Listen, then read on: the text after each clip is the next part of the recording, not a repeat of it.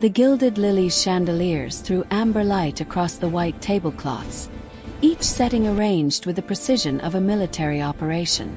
Jackie Allen smoothed her black vest for the fourth time that shift, her eyes scanning the dining room with the hypervigilance of someone who couldn't afford to miss a single visual cue. At 24, she'd mastered the art of passing, moving through the restaurant with practiced ease while her world remained wrapped in silence. She'd been working at the Gilded Lily for 8 months now, grateful for a position that paid enough to chip away at her linguistics degree, one brutal semester at a time. The trick was simple. Watch the manager's lips when he called out orders, memorize the table rotation, and never, ever let anyone realize she was reading lips instead of hearing voices. "Table 6 needs their second course," called Marcus, the floor manager, his mouth forming the familiar shapes she'd memorized. "And don't hover around the Catino party. They don't like chit-chat." Jackie nodded, gathering the plates that cost more than her monthly textbook budget. Marzio Catino. Even the other servers whispered his name with a mixture of fear and fascination. She'd seen him twice before, always surrounded by men in dark suits who watched the room like predators counting prey. The dining room hummed with conversations Jackie would never hear, deals being made, secrets being traded, the casual commerce of people who never worried about whether their hearing aids needed new batteries or if they'd understood the professor's lecture correctly. She knew that other world intimately. It was the world she navigated every day, armed with nothing but her eyes and her stubborn refusal to be pitted. "Excuse me." Jackie felt the vibration through the floor before she saw him, someone moving with purpose toward her position. She turned to find Marzio Catino standing closer than she'd expected, his tattooed hands stark against the crisp white cuffs of his shirt. His neck bore elaborate ink that crawled up toward his jawline, artwork that screamed danger in a room full of careful respectability. He was tall. She had to tilt her head back to read his lips properly, taking in the sharp angles of his face, the intensity in his dark eyes that made her pulse quicken in a way that had nothing to do with fear and everything to do with something far more dangerous. "Your attention, Signorina," he said, his mouth forming the words with sharp precision. "My mother has been trying to speak with you." Jackie's gaze shifted to the woman seated at the table, and her breath caught. Antonia Catino was perhaps in her mid-60s, silver hair styled in elegant waves, wearing a beige blouse that softened the severity of the dark suits surrounding her. She was signing, clear, patient L, her face holding the hopeful expression of someone who'd been disappointed too many times before. Without thinking, Jackie set her serving tray on the nearest surface and approached the table. Her hands lifted, muscle memory overriding every survival instinct that screamed at her to stay invisible. "Good evening," she signed, her movements fluid and natural. "I apologize for not noticing sooner. How may I help you?" Antonia's face transformed like sunrise breaking over water. Her hands danced with sudden joy as she responded. "You sign. Oh, how wonderful. I wanted to tell you the osso buco reminds me of my mother's recipe from Calabria. The chef must be from the old country." "I'll make certain he knows," Jackie signed back, a genuine smile breaking across her face for the first time that shift. "Would you like me to ask him about the preparation? I think he uses a specific wine reduction." Behind her, Jackie sensed rather than heard the shift in the room's energy, the way conversations seemed to pause, the weight of attention turning toward their table. But Antonia was already responding, her hands painting stories of her childhood in Italy, of Sunday dinners where the entire family gathered, of how few people in her son's world ever bothered to truly communicate with her. "You're very skilled," the older woman signed, her eyes crinkling with warmth. "Most people just smile and nod when they realize I can't hear them. Where did you learn to sign so beautifully?" Jackie's hands hesitated for the first time. You're deaf." Marzio's voice cut through the moment like a blade, though Jackie only knew because she saw his lips move, saw the sudden tension in his jaw. He was staring at her with an expression that mixed shock, anger, and something that looked almost like betrayal. "You're deaf," he repeated, the words slower this time, deliberate. "You've been serving my table for 2 months, and you're deaf." Jackie felt the familiar panic rising in her chest, the sensation of being exposed, vulnerable, her careful disguise shattered. She turned to face him fully, lifting her chin with the defiance that had gotten her through every challenge she'd ever faced. "I'm not ignoring anyone," she signed, then forced herself to speak aloud, her voice carrying the slight flatness that marked it as different. "I'm exactly like your mother. I just hide it better."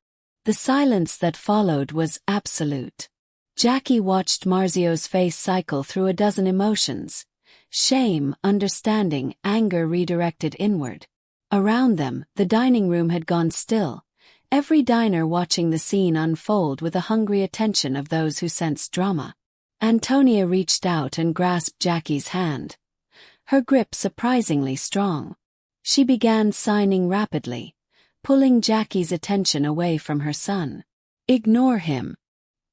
He forgets that some of us have learned to navigate a world that wasn't built for us.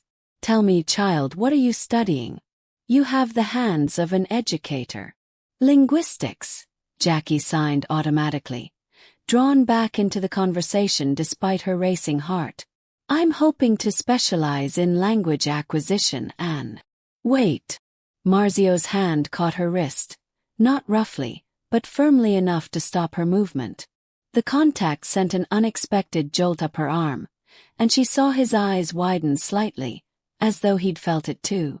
The elaborate tattoos on his hand seemed to shift in the candlelight, serpents and roses and script she couldn't quite read. "I apologize," he said, his lips forming each word with careful precision that told Jackie he was suddenly, acutely aware she was reading them. "That was... My mother doesn't connect with many people. Your kindness means more than I can express." Jackie's first instinct was to pull away, to retreat back into her invisible armor. But something in Marzio's expression stopped her, a flicker of vulnerability beneath all that power and ink and barely contained violence. Up close, she could see the faint scar along his temple, the weariness around his eyes that spoke of sleepless nights and heavy burdens. "Your mother is extraordinary," Jackie said softly, her voice steadier now. "She was telling me about Sunday dinners in Calabria, about her grandmother's garden." Marzio's expression shifted into something Jackie couldn't quite name: surprise, respect, and beneath it all, a dangerous kind of interest that made her stomach flip inappropriately. "Most people don't bother," he said quietly. "They treat her like she's invisible. Or stupid. Or both." "I know what that feels like," Jackie replied, meeting his gaze. "Exactly what that feels like." 4 days later, Jackie stood in the restaurant's prep kitchen, unable to stop replaying the encounter. She'd expected to be fired for drawing attention, for breaking her own cardinal rule of invisibility. Instead, Marcus had handed her an envelope containing $300 in cash and a note written in clean, angular script. "Thank you for seeing my mother. MC." The Friday evening crowd at the Gilded Lily was lighter than usual, the pre-theater rush still an hour away. Jackie was refilling water glasses when she felt it, that unmistakable sensation of being watched, raising goosebumps along her arms. Marzio Catino sat alone at table 6, his dark eyes tracking her movements across the restaurant.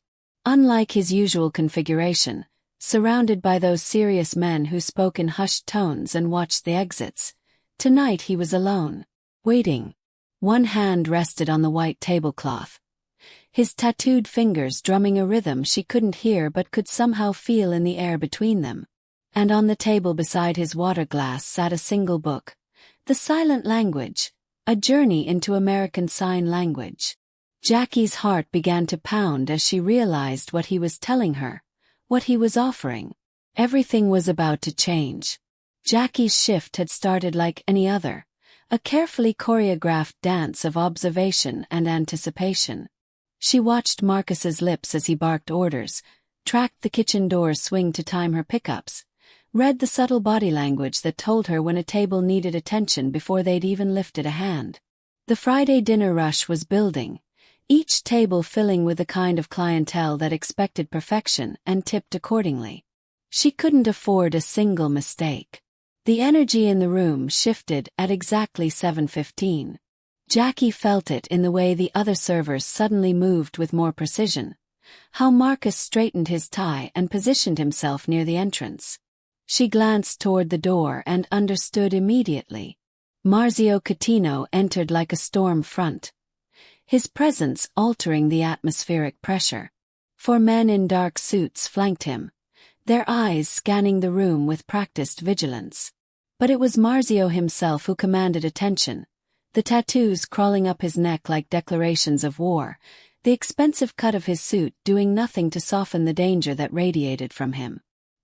His jaw was tight, his movements controlled but tense, like a man expecting trouble and prepared to meet it head-on. Behind him, Antonia Catino moved with quiet grace, her silver hair catching the light. She touched her son's arm gently, said something Jackie couldn't see, and Marzio's expression softened fractionally. He guided his mother toward their usual table with a tenderness that seemed at odds with everything else about him. Jackie assigned herself to their section before Marcus could intervene. She approached with water glasses, her practiced smile in place, her eyes carefully avoiding direct contact with Marzio's. She'd learned long ago that powerful men didn't like being watched too closely. She was refilling Antonia's glass when she saw it, the older woman's hands lifting, forming the familiar shapes of ASL. "Excuse me, dear," Antonia signed with patient persistence. "Could you tell me what the special is tonight?" Jackie's hands froze halfway to the water pitcher. Her mind went blank, every survival instinct screaming at her to pretend she hadn't understood, to maintain her cover. But Antonia's face held such hopeful expectation, such gentle assumption of connection. The hesitation lasted only 3 seconds. It was 3 seconds too long. "Are you deaf?" Marzio's voice cut across the table, sharp enough that Jackie felt rather than heard the shift in his tone. She turned to find him standing, his full height suddenly looming over her, his dark eyes blazing with protective fury. "Are you too good to look at her? She's been trying to get your attention." Jackie stepped back instinctively, her heart hammering against her ribs.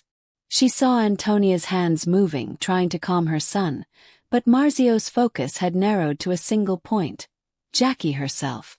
"Don't you dare ignore her," he said, each word precisely formed, dangerously soft. "My mother asked you a simple question." Jackie's hands moved before her brain could stop them, muscle memory overriding fear. "I'm not ignoring her," she signed, her movements sharp and deliberate. "I'm like her." Then, because she needed him to understand completely, she forced herself to speak aloud. "I'm deaf, Mr. Catino. I was trying to decide if I should respond or keep pretending I didn't understand." The words came out with that telltale flatness, the slight imprecision of someone who'd learned to speak without ever hearing their own voice. Around them, the restaurant seemed to hold its breath. Jackie watched the realization move across Marzio's face like a physical blow. Shock first, then comprehension, then something that looked dangerously close to shame. His mouth opened, closed. For the first time since she'd known of him, Marzio Catino appeared to have no words. "You," he started, but whatever he was going to say was cut off by his mother's sudden movement. Antonia stood up so quickly her chair scraped against the floor. Her face transformed with pure delight. She reached for Jackie's hands, gripping them with surprising strength, and began signing with the enthusiasm of someone who'd just discovered a kindred spirit in the wilderness. "Oh, you beautiful girl. How long have you been deaf?" "Since birth. You read lips so perfectly I never would have known. And your signing, where did you learn? Your hands have the fluidity of someone who grew up with the language." Jackie found herself pulled into the conversation like a tide, Antonia's warmth impossible to resist. Since I was 3, she signed back, a genuine smile breaking across her face. Meningitis. And yes, I grew up signing. My parents made sure I was fluent before they pushed me into the hearing world. Smart parents, Antonia signed approvingly. My son here, she jerked her thumb toward Marzio without looking at him. He learned to sign as a boy but barely uses it anymore. Too busy pretending he doesn't need anyone. Jackie's eyes flicked toward Marzio. He was still standing, his tattooed hands hanging uselessly at his sides, watching the rapid exchange with an expression that cycled between mortification and something that looked almost like hunger. Not sexual, though Jackie felt the undercurrent of that too, but the hunger of someone witnessing a connection they desperately wanted to be part of. The special tonight, Jackie signed to Antonia, is branzino with preserved lemon and capers. The chef sources the fish from a supplier in Boston who— Forget the fish, Antonia interrupted with a dismissive wave. Tell me what you're doing working here. A deaf woman who signs this beautifully and reads lips well enough to pass. You're too educated for this. Linguistics degree, Jackie admitted. This pays better than research assistant positions. Linguistics. Antonia's hands danced with excitement. Marzio, sit down, you're hovering like a guilty dog. This girl studies languages and you're standing there gaping like she performed a magic trick. Chapter 3. Jackie excused herself from Antonia's enthusiastic conversation with promises to return, her professional instincts reminding her that other tables needed attention. She could feel Marzio's eyes tracking her movement across the dining room, but she forced herself not to look back. The encounter had already cracked her carefully constructed invisibility. She couldn't afford to let it shatter completely. She moved through her section with practiced efficiency, clearing plates, refilling wine glasses, maintaining the seamless service the Gilded Lily was known for. Table 12 needed dessert menus. Table 8 wanted their check. Table 15. Jackie's hands stilled on the water pitcher. At table 15, a man in a gray suit sat with his back to the wall, positioned with the calculated awareness of someone who always knew where the exits were. She'd seen him before, always hovering at the edges of Marzio's circle. Silvio something. The other servers had mentioned he was important, dangerous, the kind of man you didn't make eye contact with unless explicitly summoned. He was leaning forward, speaking to a younger man in a security uniform, one of the restaurant's own guards who checked coats and watched the front entrance. But something about the conversation made Jackie's spine prickle with warning. The security guard's body language was wrong, too tense, too focused. And Silvio's face held an expression that didn't match the supposed casualness of their discussion. Jackie moved closer, angling herself to refill water glasses at the adjacent table. Her eyes locked onto Silvio's mouth, that unconscious habit she'd developed becoming suddenly, terrifyingly useful. Can't miss this opportunity, Silvio was saying, his lips forming each word with precise clarity. The moment he stands for dessert. That's when the old woman will be vulnerable, distracted. 2 shots center mass. The confusion will give us 30 seconds before his guards react. Jackie's hand trembled, water splashing over the rim of the glass she was filling. She set the pitcher down carefully, her mind racing. This couldn't be real. She must have misunderstood. People didn't plan murders in the middle of high-end restaurants. But Silvio continued, his expression casual, as though discussing the weather. Dessert service is in 15 minutes. Catino always stands to help his mother with her chair. That's your window. The gun is taped under the bathroom sink, second stall. Retrieve it during the course change. The security guard nodded once, his face pale but determined. Jackie forced herself to turn away, to continue her rounds as though she'd seen nothing, heard nothing. But her heart was hammering so hard she could feel it in her throat. 15 minutes. They were going to kill Marzio Catino in 15 minutes, and his mother, Antonia, who'd been so kind, so delighted to find someone who could communicate with her, would be caught in the crossfire. She had to warn them. But how could she possibly explain what she'd learned without revealing she'd been reading lips, without admitting she'd been eavesdropping on a conversation she had no business understanding? Chapter 4. Jackie's hands shook as she retreated to the server station, her mind racing through impossible calculations. She could run, clock out early, claim illness, disappear into the Chicago night and pretend she'd never seen anything. Silvio didn't know she could read lips. No one knew. She could survive this by doing exactly what she'd always done, staying invisible, staying silent, staying safe. But Antonia's face flashed through her mind. The way the older woman's eyes had lit up when Jackie had signed back. The pure joy of connection, of being seen as a person rather than a disability. And Marzio, arrogant, dangerous Marzio, who'd stood up to defend his mother without hesitation, who carried that ASL book like a peace offering. They would die in 15 minutes. 12 now. And Jackie would spend the rest of her life knowing she could have stopped it. She grabbed an order pad from her apron, her fingers cramping around the pen. What could she write that wouldn't sound insane? That wouldn't require explanations she couldn't give. Her first 3 attempts ended up crumpled in her pocket, the words either too vague or too revealing. Finally, she settled on brutal simplicity. The man in the gray suit at table 15 has a gun. He's waiting for you to stand up for dessert. Bathroom. Second stall. She stared at the note, her heart pounding. It wasn't enough information. It didn't explain the security guard, didn't detail the full scope of the conspiracy. But it was all she could risk without exposing herself completely.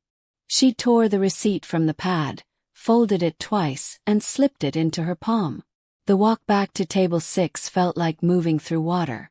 Each step required conscious effort, her legs threatening to buckle under the weight of what she was about to do. Marzio and Antonia were studying the dessert menu, his mother pointing to something while signing her commentary. 2 of Marzio's guards stood at strategic distances, alert but not alarmed. They had no idea what was coming. Jackie approached with a fresh bottle of sparkling water, her professional mask firmly in place despite the terror screaming through her veins. She reached across the table, refilling Marzio's glass with steady hands that belied her panic. As she set the bottle down, she let the folded note slip from her palm, sliding it beneath the base of his wine glass where only he would see it. Their eyes met for a fraction of a second. Jackie watched something flicker across his face. Curiosity, maybe suspicion. His hand moved toward the glass, then stopped. He was going to ignore it. He thought it was a phone number, some server's pathetic attempt at flirtation. Jackie's hand shot out, pressing the note flat against the tablecloth with enough force to make Antonia look up in surprise. She held Marzio's gaze and mouthed a single word, clear and unmistakable. Please. Then she turned and walked away before her courage could fail her completely, counting down the minutes until dessert service and praying he would read it in time.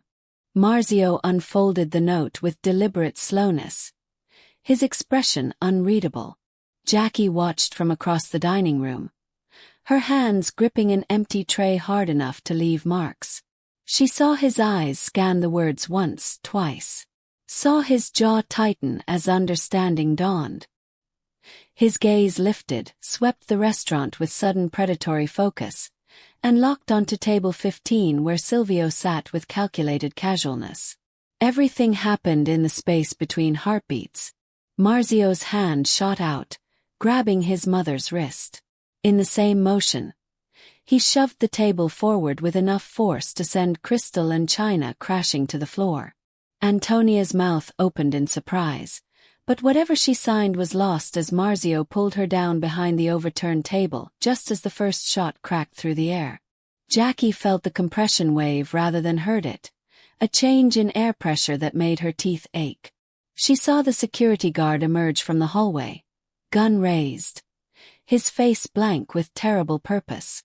The second shot went wide as one of Marzio's guards tackled him from the side, both men crashing into a table of screaming diners.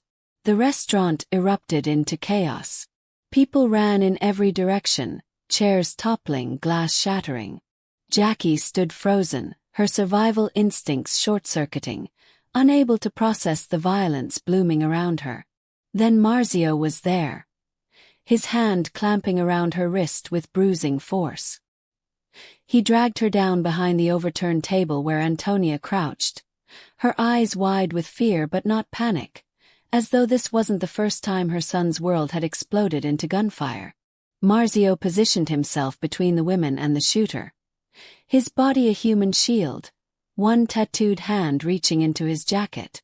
Jackie saw rather than heard the returning gunfire, Marzio's loyal guards moving with military precision, creating a corridor of cover fire. One guard went down, red blooming across his white shirt. Another threw a table onto its side, using it as a barricade while he advanced on the security guard's position. Marzio's hands moved in sharp, commanding gestures, directing his men without words. Then he turned to Jackie and Antonia, his mouth forming clear, urgent words. "Kitchen. Stay low." He pulled them both upright, keeping his body angled to shield them from the continuing gunfire. Antonia moved without hesitation, years of trust in her son overriding fear. Jackie stumbled, her legs finally remembering how to function, as Marzio half-carried, half-dragged them through the maze of overturned furniture and terrified diners. They burst through the kitchen doors into a world of stainless steel and shouting chefs. Marzio didn't pause, didn't explain, just kept moving toward the back exit. One of his guards materialized from somewhere, blood streaming from a cut above his eye, providing rear cover as they crashed through the emergency exit into the cold Chicago night. The alley smelled of garbage and rain. A black SUV screeched to a halt in front of them, doors already open. Marzio shoved both women inside, his hand gentle on his mother's head, protective even in crisis, before following them into the vehicle. Chapter 6. The estate materialized from the darkness like something out of a Gothic novel. High walls, security cameras gleaming in the floodlights, iron gates that closed behind them with mechanical finality. Jackie's ears were ringing from adrenaline, her hands still shaking as the SUV pulled into a garage that could have housed a dozen vehicles. Marzio emerged first, scanning their surroundings with reflexive caution before helping his mother out. Antonia signed something rapid and forceful, her face stern. Marzio's response was equally sharp, his hands moving with the rusty fluency of someone who'd once been fluent but had let the language atrophy. Mother and son argued in silence while Jackie sat frozen in the back seat, reality slowly catching up with her shock. She'd just witnessed an attempted assassination. She'd been dragged into a mob war. She should be terrified. She was terrified. But underneath the fear ran a current of something else, the strange clarity that came from finally, irrevocably, stepping out of the shadows. Inside, the house was all dark wood and leather furniture, the kind of masculine wealth that didn't need to announce itself. Antonia disappeared down a hallway after kissing her son's cheek, leaving Jackie alone with Marzio in a study that smelled of whiskey and old books. That's when Jackie noticed the blood seeping through his jacket sleeve. "You're hurt," she said aloud, the words coming out sharper than intended. Marzio glanced down as though surprised to find himself bleeding. "Graze. Nothing." He shrugged out of his jacket, revealing a torn shirt and a furrow across his bicep that was definitely more than nothing. Jackie moved without thinking, grabbing the first aid kit one of the guards handed her. She approached Marzio like he was a dangerous animal, half expecting him to snap at her proximity. Instead, he sat down heavily on the leather couch and let her clean the wound with steady hands that had stopped shaking the moment she had something concrete to focus on. "You need to leave Chicago," Marzio said quietly, his eyes fixed on some point past her shoulder. "Tonight. I'll arrange transport, give you enough money to start somewhere else." New identity if necessary. Jackie's hands paused on the bandage she was wrapping. No. This isn't negotiable. Silvio saw you give me that note. He knows you warned me. You're a loose end, Jackie finished, her voice flat. Yes, I figured that out. Which is exactly why running won't help. Your underboss just tried to kill you in a public restaurant. You think he won't have the resources to track down a deaf waitress? Marzio's jaw tightened. I can protect you better if you're far from here. Or I stay and help you figure out who else is involved. Jackie tied off the bandage with more force than necessary. I can read lips, remember? I'm probably the only person in your organization who can eavesdrop on conversations without anyone knowing. Marzio was quiet for a long moment. Then his hands lifted, movements slow and uncertain. He signed something that looked like an apology but with the wrong hand shape, the grammar muddled. That's not quite right, Jackie said softly. His expression turned almost vulnerable. Show me how to say I'm sorry. Properly. Jackie woke to sunlight streaming through unfamiliar curtains. Her body stiff from sleeping in her work clothes on a guest room bed she didn't remember lying down on. The events of the previous night crashed over her in waves. The gunfire, the blood, the way Marzio's hands had trembled slightly as she taught him the proper sign for sorry. His fingers mimicking hers until he got it right. She found the house quiet, almost peaceful in the morning light. Too quiet. The kind of silence that felt intentional rather than natural. She padded down the hallway in borrowed slippers, following the scent of coffee to a kitchen where one of Marzio's guards sat monitoring security feeds on a laptop. Mr. Catino is on a call, the guard said without looking up. His mother is in the garden. She asked that you join her when you woke. Jackie found Antonia among the roses, her silver hair catching the light as she examined the blooms with the attention of someone grateful to be alive to see another morning. The older woman's face lit up when she spotted Jackie, her hands already moving in greeting. Good morning, dear. Hope you slept. My son has that effect on people, keeping them up all night with his drama. Jackie smiled, about to respond, when movement at the garden's far edge caught her eye. 3 men in dark clothes emerged from behind the hedgerow, moving with practiced silence. The lead figure was unmistakable, Silvio, his gray suit replaced with tactical black, his face set with cold determination. Jackie's mouth opened but nothing came out. No scream, no warning, just the familiar frustration of a voice that couldn't project urgency, couldn't carry across distance. Antonia, still focused on the roses, had her back turned, completely unaware. Silvio moved fast. One moment Antonia was signing about her late husband's love of gardens, the next she was being hauled backward, a hand clamped over her mouth, her eyes going wide with shock and fear.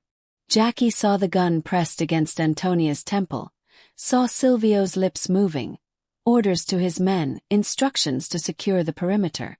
Jackie ran. Not toward them, that would be suicide, but back toward the house, her feet slipping on the dewy grass. She burst through the French doors and sprinted down the hallway, her mind screaming what her voice couldn't. The guard at the kitchen looked up in alarm at her wild approach, but Jackie blew past him, taking the stairs 2 at a time.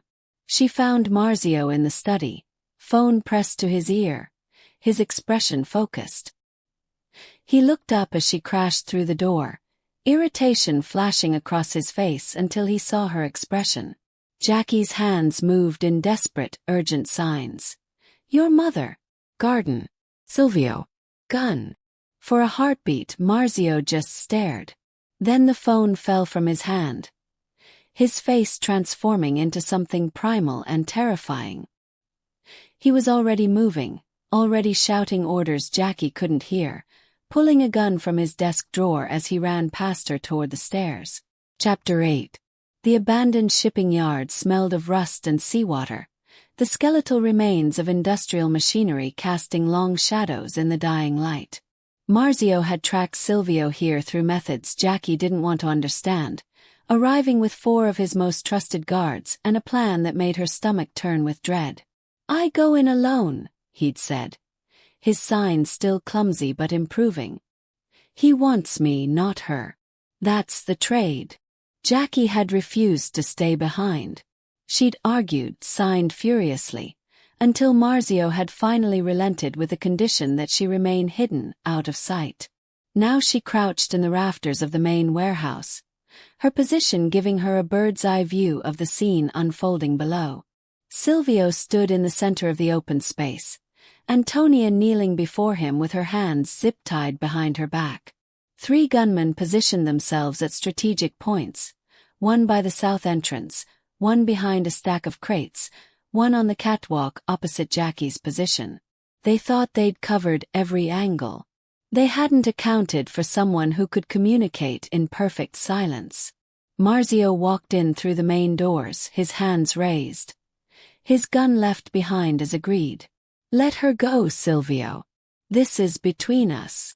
"Always the martyr," Silvio called back, his voice echoing off metal walls. "You think loyalty means weakness. That's why you'll lose." Jackie caught Antonia's eye from her elevated position. The older woman's face was bruised but alert, her eyes tracking her son's approach with maternal fear. Jackie began to sign, her movements small and controlled, visible only to Antonia from her angle. Man behind the crates. 3 meters to Marzio's right. Armed. Antonia's hands moved fractionally, barely noticeable to anyone who wasn't watching. But Marzio saw. His mother signed in what looked like random gestures, the private language they'd created when he was 7 years old, pretending to be spies. His eyes flicked right, cataloging the threat without turning his head. Jackie continued her silent surveillance. "Catwalk. Cross from me. Sniper rifle." Antonia relayed the information, her hands trembling but accurate. Marzio nodded almost imperceptibly, his body language remaining casual even as he processed each new position. "South entrance. 1 guard. Blocking exit." The signs passed from Jackie to Antonia to Marzio like a relay race conducted in absolute silence. Silvio kept talking, monologuing about betrayal and ambition, completely unaware that his carefully planned ambush was being systematically decoded.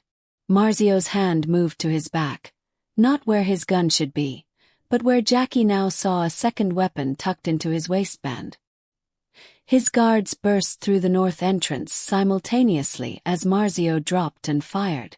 The man behind the crates went down first. The catwalk sniper barely had time to aim before Marzio's guards took him out. The south entrance guard tried to run and made it 3 steps. Silvio grabbed for Antonia, but she wasn't kneeling anymore. She'd rolled sideways the moment the shooting started, years of survival instinct kicking in. Marzio's final shot caught Silvio in the shoulder, spinning him around. It was over in 11 seconds. Chapter 9. 3 months later, the Gilded Lily reopened under new management, legitimate management, as the carefully worded press release emphasized. The previous owners had decided to pursue other ventures, a polite fiction that everyone in Chicago's underworld understood perfectly. Marzio Catino's name appeared nowhere on the paperwork, but his protection blanketed the establishment like an invisible shield. Jackie stood outside the restaurant on a crisp October evening, her backpack heavy with textbooks and her latest research paper on phonetic acquisition in multilingual deaf communities. She'd handed in her server's vest the week after the shooting, using the generous severance package that had mysteriously appeared in her bank account to finally focus on her degree full-time. She was 3 months from graduation now, with 2 job offers already pending, one from a university linguistics department, another from an international nonprofit that specialized in deaf education. She should have kept walking. The Gilded Lily represented everything she'd left behind. The hiding, the pretending, the careful navigation of a hearing world that had never been built for her. But something made her pause at the window, watching the soft glow of chandeliers and the elegant dance of servers she used to work beside. "You're not dressed for dinner."